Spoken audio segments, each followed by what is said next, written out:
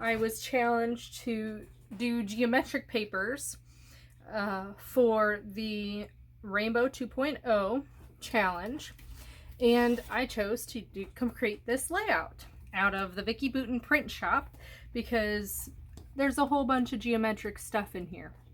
Like, seriously. Well, I decided to go ahead and make a companion page for this layout. So we are going to scoot this one aside because that's going to be my left hand side, and we are going to work on a right page. Now, my pictures are actually from a whole bunch of different time frames, and like I talked about in the last video, this wasn't set up. My Montessori style classroom for at home wasn't set up until June. However, I've got some of these pictures here from earlier in the year than June, and that's because I thought it'd be perfect to talk about learning and that kind of thing. So this is going to be a companion page, even though my picture here is actually talking about a later date. Now, I'm going to use the same background to make this look cohesive, right? And I actually adhered this on some just white card. It's like 25-pound paper. That's what I use to print now in my printer instead of regular copy paper. Oh, did I mention that I'm challenged to do geometry again by Scrap the Boys Challenge? It's a monthly blog that has challenges to scrap those boys. So I've got a playlist specifically for that if you want to check that out. I also have a whole playlist of just masculine layouts, so you can check that out too. But I've got my 4 images here, and I chose to do this size because it almost matches that blue right here. So I'm pulling that forward, and then I've got a little scrap of this piece left. So I'm going to actually tuck it in like I did with the green that's here. So this is my base page. Now, to make them look cohesive, I'm going to pull some more elements besides just the way that this looks. From the scrap, I still have some of these left. So those are going to land in a couple different places. So I'm trying not to cover that date, but it does end up getting covered, and that's okay. So I've got my hexagons. Yay! They are in 3 spots, just like it was here. Now, instead of this being up here, that's okay. I'm pulling the elements from this page into this page so that you can see that they're related. They don't always have to be the same if it's a 2-page layout. Okay, so from here, let's talk about where my clusters are going to be. Well, I already have 3 clusters over here, and on a double page layout, you don't necessarily have to have 3 clusters on the right page. In fact, you don't really have to have any because you've already done all of the work here, but I am going to have some, and I'm going to kind of continue this over onto this page. So, starting in the left-hand corner, I'm going to have another flower, and it's going to land right about there. And it is going to have a little leaf, and that leaf actually is probably going to end up covering this. Now I want to bring some of that blue over. So from the Inkwell collection, I'm going to make this land right there. So this is kind of like a double leaf, and that's perfectly fine. I really like how that actually looks. Brings some emphasis to it. And then I want to continue the imagery of taking photos.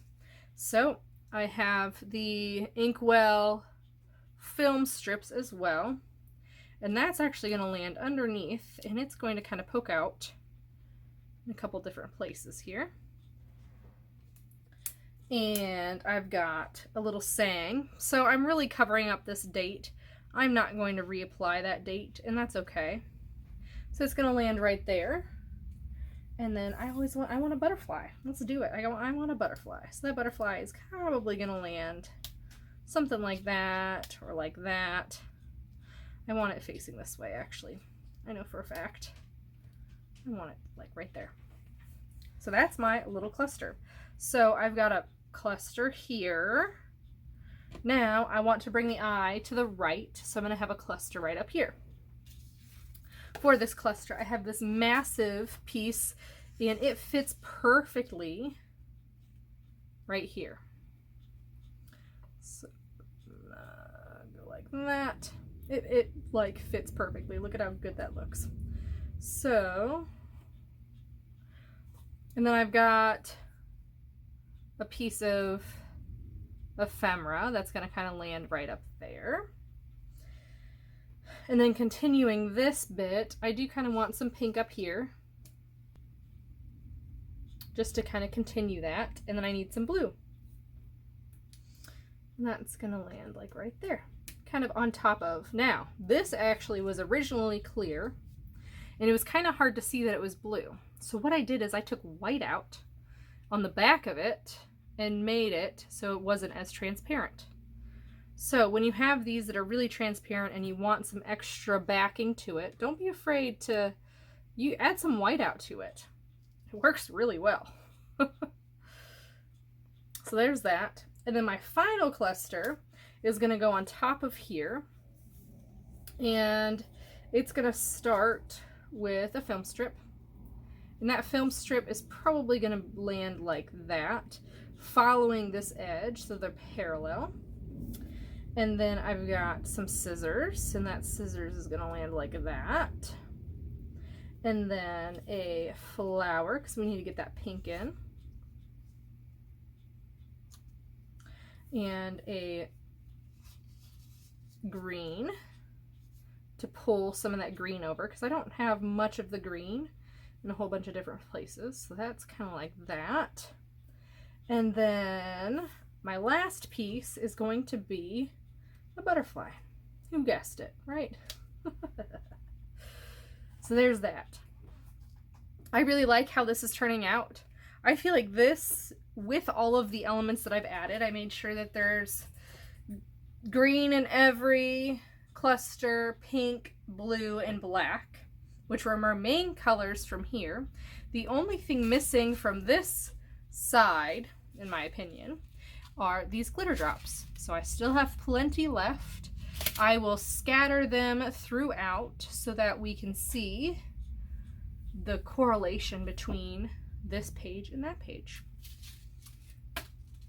So don't forget to check out this video and Scrap the Boys blog. They have so much inspiration over there on the Facebook group and then the blog. Those ladies are incredible. I am lucky to be part of that team. So I hope you have a wonderful day. Don't forget to like, comment, and subscribe, and I'll see you next time.